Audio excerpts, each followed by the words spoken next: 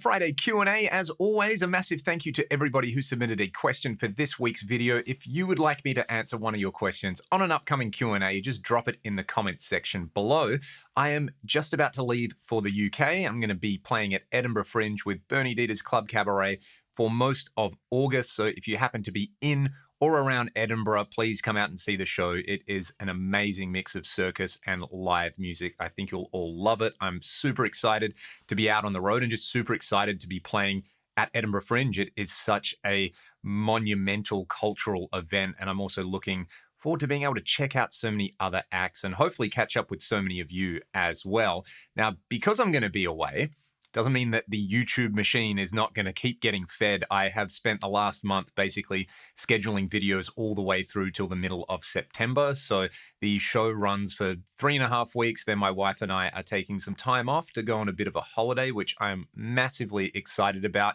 But I've got so many awesome videos coming up as well. There's some really exciting releases, I think stuff you guys are gonna love. There's also a bunch of videos that I've had on my long list of to-do videos that I finally got around to actually doing. And that was really, really satisfying. Like whether it's trying out different combinations of preamps and heads, revisiting some of my amps, re-editing a bunch of videos that I've done in the past that were like 30-minute plus demos that I'm sure a lot of people just didn't have the time to check out, editing them down into very digestible 10-minute videos with no talking. That's a series that I'm calling All Tones, No Talk, and I'm going to be doing continuing on the channel even when I'm getting back. So yeah, very excited about what is scheduled, very excited to be playing the show. You'll still be seeing me coming from this studio, so that might be a bit jarring, but look out for some vlogs and updates as well. So that's what's going on in my life. Let's answer some of your questions right now. Let's start off today's video and talk about the Yngwie Malmsteen protein powder, because like so many of you, when I think of a protein powder, I think of someone who's very health conscious with an exercise regimen, maybe a jacked physique, somebody who has a meticulous routine. I mean, I know I go to the gym just so I can have a delicious, creamy protein shake afterwards. It's like you go there, you lift some weights, you exercise, you work up a bit of a musk and you sweat, and at the end of it, you've got a delicious chalky milkshake at the end. So maybe that's just what Yngwie's going for. Maybe sitting in the studio, burning Phrygian dominant licks and just goes, the only reason I'm doing this in my career anymore is so that I can have a delicious chocolate milkshake or vanilla milkshake at the end of this. You know, that's really what he's doing. He's trying to help us all out and indoctrinate us into healthy habits. I mean, I know when I think of rock stars who are committed to their fans and have shown a high degree of self-development over their career, Yngwie's definitely in the top 100,000 that I think of right there. At least someone like Zach Wilde, you know, Zach's actually drinking the coffee and probably enjoying it. And it's got a very on-brand Zach name, like Odin Force Blend, which I can get behind that. But yeah, I think Yngwie, you know, he's the living embodiment of the only thing worse than being talked about is not being talked about. And I just feel like he missed an absolute opportunity to show his fan base that he actually is self-aware and not just a living cartoon character.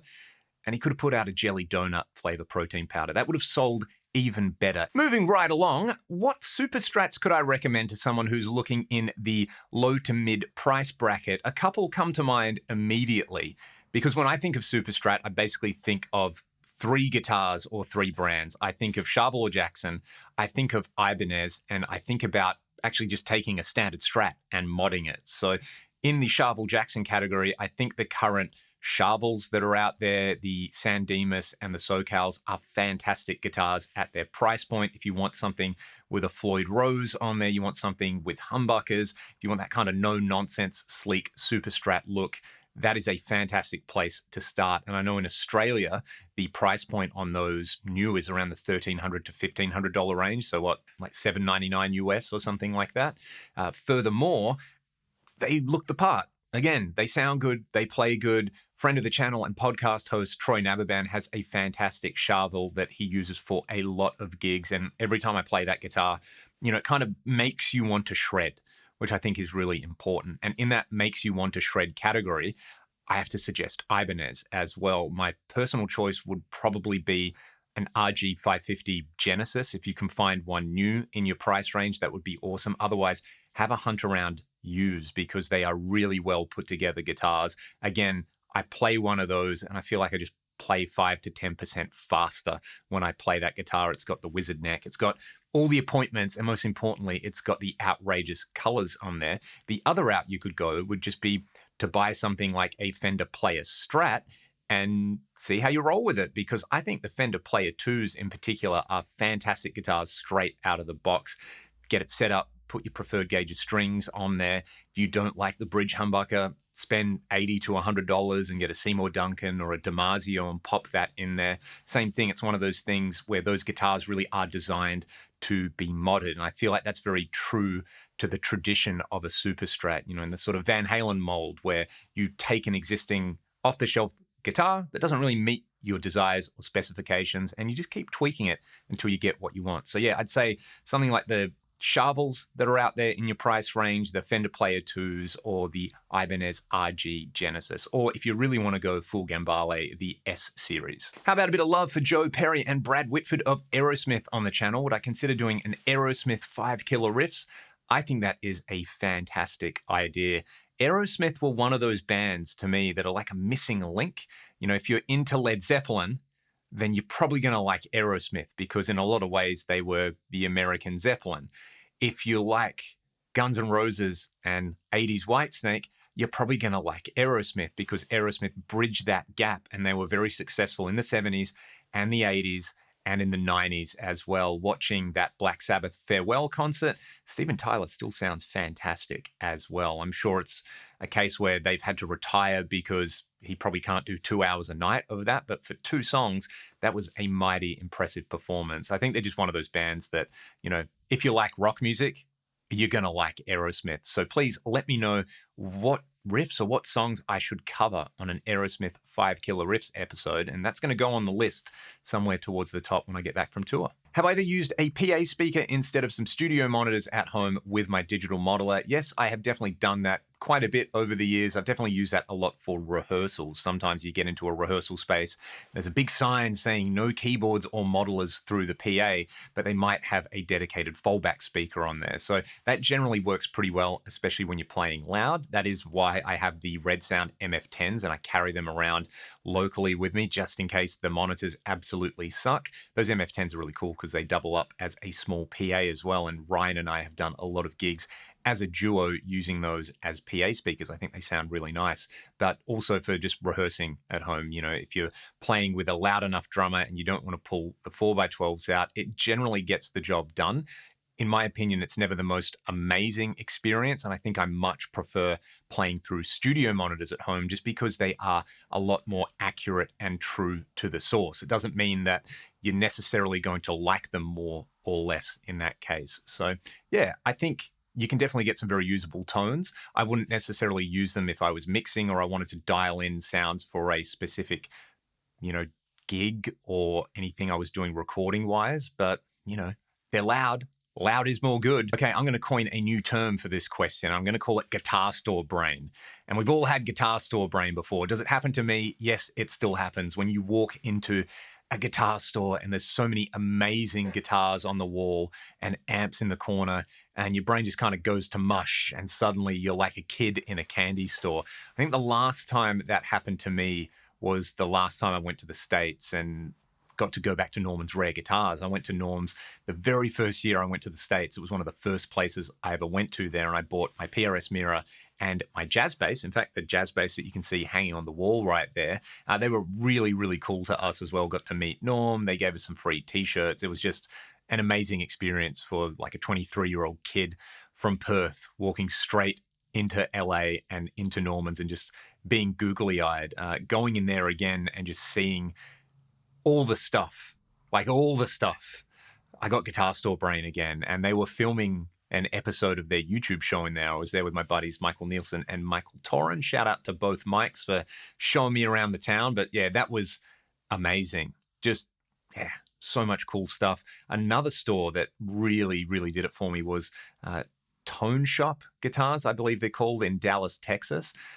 They've got so much nice stuff. Like so much Gibson Custom Shop and Fender Custom Shop stuff. I played so many guitars there, and yeah, that one was, I'm glad I didn't have my wallet on me right then, because I probably would have made some very non-mature financial decisions. There was some really cool stuff in there. So yeah, I think the Rock Inn, if you're in Perth, is probably the store that gets the closest to that, where I went there recently and they had some really lovely used stuff in there. I get more excited about the used stuff than I do the new stuff these days, just because, part of my brain is still hardwired to always be looking out for that unicorn guitar, that diamond in the rough that is just there for an amazing price. It's almost like the store doesn't know what they've got and you can get a great deal. Although I think because of the internet, the great deals are fewer and further between nowadays. But let me know about your guitar store brain experience. Do I like playing video games, and what are some of my favorite? Absolutely. I grew up in the late 90s, so I'm a peak Nintendo and PlayStation kid. And I think the first game that really truly blew my mind was Super Mario 64.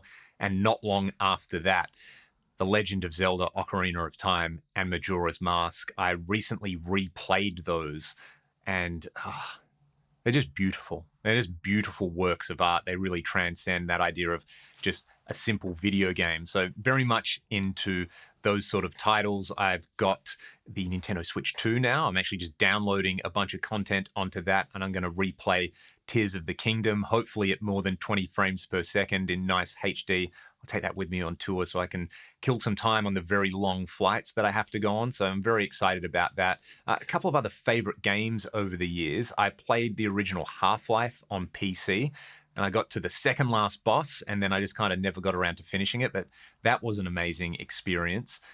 Jet Force Gemini on the Nintendo 64, Banjo-Kazooie, they were favorites of mine. On the Switch, I am a massive fan of Untitled Goose Game.